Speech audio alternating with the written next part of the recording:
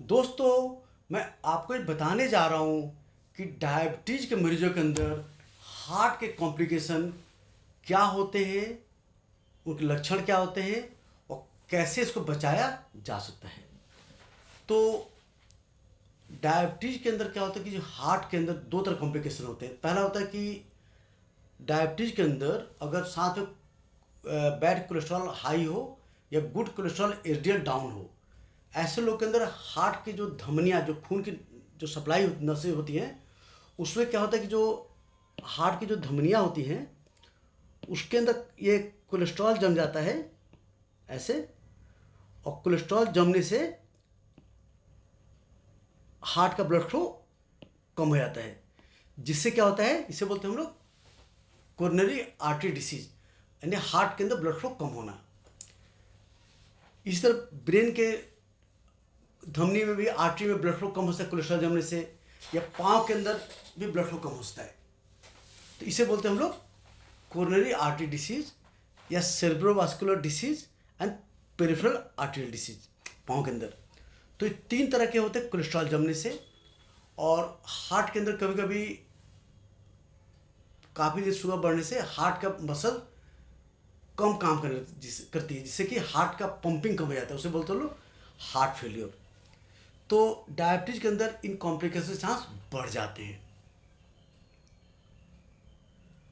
तो इस कॉम्प्लिकेशन का चांस उनको ज़्यादा होता है अगर किसी को मोटापा हो साथ में,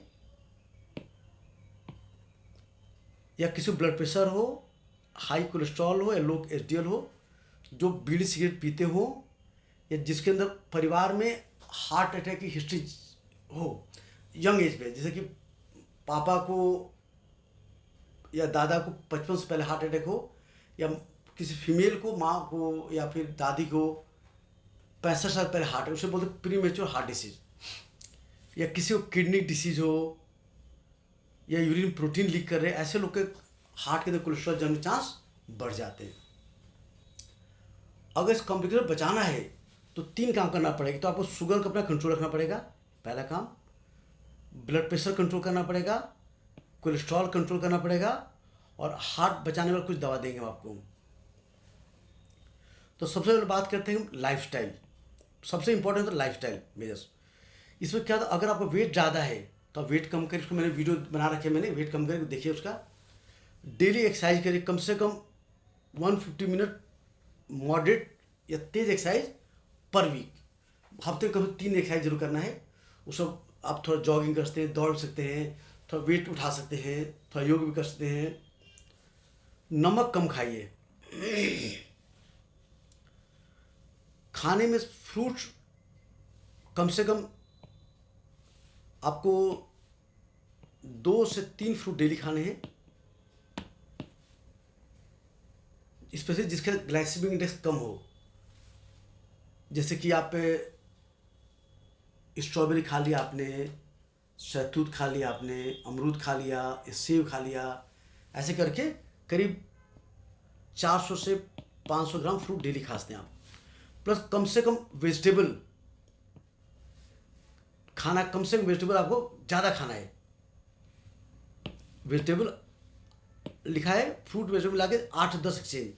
तो कम से कम डेली कोशिश करें सलाद, हरी सब्जी मिला के कम से कम 700 से 800 ग्राम। 2 खीरा खा लिया, 2 टमाटर खा लिया, थोड़ा अदर सलाद पत्ती, हरी सब्जी खा लिया, उससे आपको फाइबर मिलेगा, शुगर कंट्रोल, वेट का सब फायदा मिलेगा आपको। इसके बाद मिल्क भी करीब 2-3 गिलास डेली मिल्क ले सकते हैं आप। जितने रिफाइंड फूड्स होते हैं, जो पैकेट फूड होते हैं हमारे, ब्रेड है, नमकीन है, फेन है, पापे, रस, कॉर्नफ्लेक, इसे अवॉइड करने हैं। चीनी, हर जिसमें चीनी को अवॉइड करना है। जो इंडस्ट्रियल पैक्ड फूड, चाहे रेडी टू ईट मील हो, चाहे रेडी टू ईट कोक ओट मील, वो भी मना है। चिप्स है, नमकीन है, फेन पापे हो गया, केक्स हो गए, पेस्ट्री हो गए, एनर्जी सब अवॉइड करना है। फाइबर खूब खाइए, खूब फाइबर से बड़ा, सलाद खूब खाइए, खूब दाल खाइए, इन सब फाइबर होते हैं। नट्स कम से कम कोशिश 5 अखरोट डेली खाइए।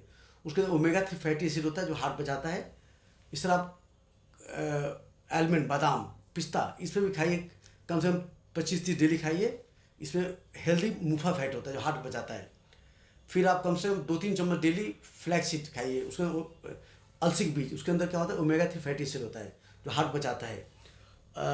ओमेगा 3 रिच फूड ये बोला है कि वॉलनट, अखरोट, flax seed, chia seed and seafood. अगर खाते हो, सी फूड खाते हैं हफ्ते में 2-3 बार, उसमें भी ओमेगा 3 फैटी एसिड होता है जो कि हार्ट को बचाता है।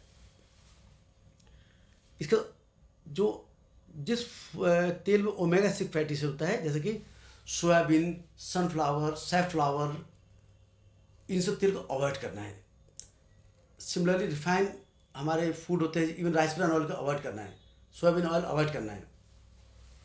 सोया फूड होते हैं, सोयाबीन वाले फूड होते हैं हमारे, उनको सोयाबीन ज़्यादा खाइए। उसके अंदर क्या होता है, हमारे होते हुए स्टेरॉल होते हैं उसके अंदर जो कि कोलेस्ट्रॉल कम करते हैं।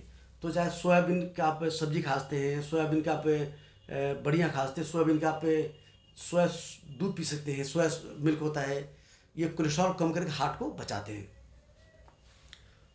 शराब ना पिए बेटर रहेगा, बट कभी 2 पैक ज़्यादा औरतों मर्दों को नहीं पीना चाहिए, औरतों को 1 पैक ज़्यादा नहीं पीना चाहिए। 1 पैक 45 में शराब बोलते हैं। स्मोकिंग एकदम बंद करिए। अच्छा सोइए, कम से कम 6 से 8 घंटे नींद डेली लीजिए। योगा करिए और टेंशन कम के लिए स्ट्रेटजी फॉलो करिए। तो ये बात लाइफस्टाइल हो गया। सबसे दिन सेकेंड मोस्ट इम्पॉर्टेंट, बीपी को हमेशा 130-80 से कम रखिए हमेशा। आज के नई गाइडलाइन में ब्लड प्रेशर 130/80 से ज़्यादा है, 80 से ज़्यादा है, ऊपर 30 से ऊपर और नीचे 80 ज़्यादा, उसको ब्लड प्रेशर कहते हैं। तो बीपी को हमेशा आप 130-80 से कम रखें हमेशा। और आजकल बहुत सारी ड्रग्स आती हैं जो कि बीपी कंट्रोल करती हैं, हार्ट को बचाती हैं। जैसे कि हमारी ACE इनहिबिटर्स और ARB, ये 2 ग्रुप ड्रग्स होती है जो कि बीपी कंट्रोल करती है प्लस हार्ट को बचाती है। प्लस हमारी डायबिटिक्स होती हैं, वो भी हार्ट बचाती हैं। तो आपको हमेशा बीपी को नॉर्मल रखना है, 130 से नीचे रखना है। दुर्भाग्य इंडिया में अक्सर देखते हैं बीपी 142-92 है, 150-90 है, लोग बीपी तो लेना नहीं चाहते हैं। अरे भाई, बीपी कंट्रोल रखो तो हार्ट बच के रहेगा, तो बीपी जरूर कंट्रोल रखो।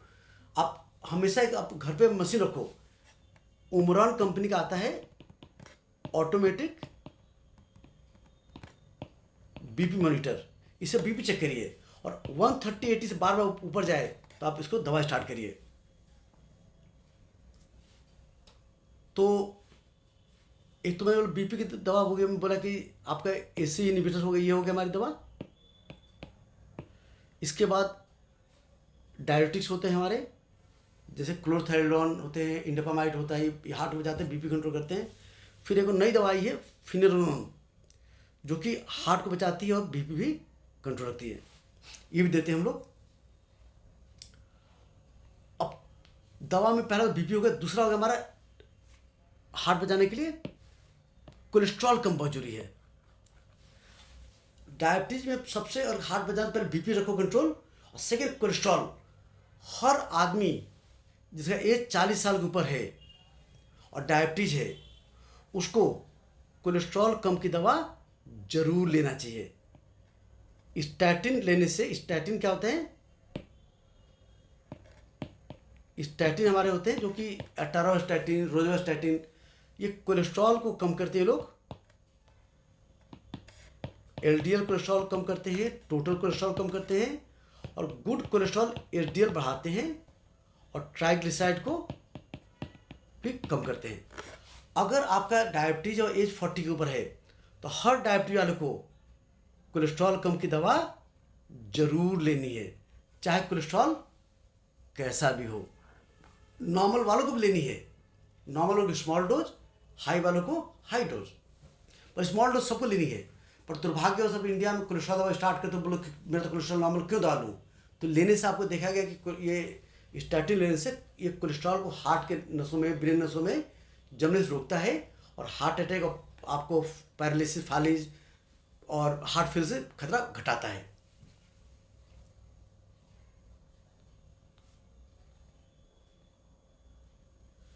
अब सवाल है फिर डायबिटीज कंट्रोल की दवाएं। हमने बोला सबसे हार्ट बचाने से पहले बीपी कंट्रोल करो, फिर कोलेस्ट्रॉल, थर्ड में आता है डायबिटीज कंट्रोल, थर्ड इंपॉर्टेंट है। आप कोशिश करो कि फास्टिंग 120 से कम, पीपी 180 से कम और HbA1c 7 से कम रखो। और हमारी डायबिटीज की जो कुछ दवा होती है जो कि डायबिटीज कंट्रोल करती है, हार्ट बचाती है, उसमें सबसे इंपॉर्टेंट है SGLT2 इनहिबिटर्स हमारी होती हैं। ये एम्पाग्लिफोडापा, ये 3 ड्रग्स होती हैं जो हार्ट को बचाती हैं, प्लस ये आपको शुगर कंट्रोल करती है। ये ब्लड शुगर को यूरिन से बाहर निकाल के हार्ट बचाती है, किडनी बचाती है, शुगर कंट्रोल करती है, वेट कम करती है और शुगर लो नहीं करती है। इसे बोलते हैं SGLT2 इनहिबिटर्स, नई दवाएं हैं। फिर दूसरी दवा आती है हमारी GLP-1 रिसेप्टर एगोनिस्ट, जो कि पेनक्रियाज के अंदर इंसुलिन फॉर्मिंग सेल के ऊपर GLP-1 रिसेप्टर पर बैठ के और शुगर कंट्रोल करती है, जैसे लीराग्लुटाइड, अल्बिग्लुटाइड, सीमाग्लुटाइड। ये सारी शुगर भी कंट्रोल करती है, लो भी नहीं करती, हार्ट बचाती है। तो ये भी अच्छी दवाएं हैं। तो फिर बात है एस्पिरिन। तो आजकल नई स्टडी आ रही है कि एस्पिरिन जो होता है ब्लड थिनर, जब तक किसी को हार्ट अटैक, फालिज ना हो, नॉर्मली हम लोग एस्पिरिन नहीं देते हैं क्योंकि उससे ब्लीडिंग खतरा बढ़ जाता है, नाक से ब्लीडिंग, आंतों के अंदर ब्लीडिंग, ब्रेन के ब्लीडिंग। तो अनलेस बहुत हाई रिस्क नहीं देते हम लोग। हाँ, किसी को हार्ट अटैक या पैरालिसिस हो चुका है तो उसको जरूर देना चाहिए। तो एस्पिरिन आजकल हम देते अटैक के बाद, पहले नहीं देते हैं। सुना कि अगर आप हार्ट को बचाना चाहते हैं तो लाइफस्टाइल जो बताया वो इम्पोर्टेंट है। ब्लड प्रेशर कंट्रोल बिलो 130/80 रखना इम्पोर्टेंट है। कोलेस्ट्रॉल कम की दवा लेना जरूरी है। और शुगर कंट्रोल, स्पेशली नई ड्रग्स हमारी SGLT2 inhibitors and GLP-1 receptor लेंगे तो आपको हार्ट अटैक खतरा कभी नहीं होगा, हार्ट के कॉम्प्लिकेशन नहीं होंगे, बच सकते हैं आप पे। तो अगर स्पेशली आपके परिवार में किसी को हार्ट अटैक की हिस्ट्री है, माँ बाप को या दादा दादी को, नाना नानी को यंग एज पे, तो आपको aggressive heart lowering therapy follow करनी है जिससे आपको हार्ट अटैक हो ना। अक्सर क्या लोग बीपी कोलेस्ट्रॉल का डिले कर देते हैं, भी हो गया तब क्या फ़ायदा हो, पहले बचाओ उसको। तो lifestyle, BP lowering, cholesterol lowering and sugar lowering drug लोगे तो आप पूरी तरह से बच जाओगे। तो आई होप आपको वीडियो अच्छा लगा, हार्ट कॉम्प्लिकेशन कैसे बचाएं और कैसे आप स्वस्थ रहें। वीडियो अच्छा है तो लाइक करें, चैनल सब्सक्राइब करें, शेयर करें। धन्यवाद।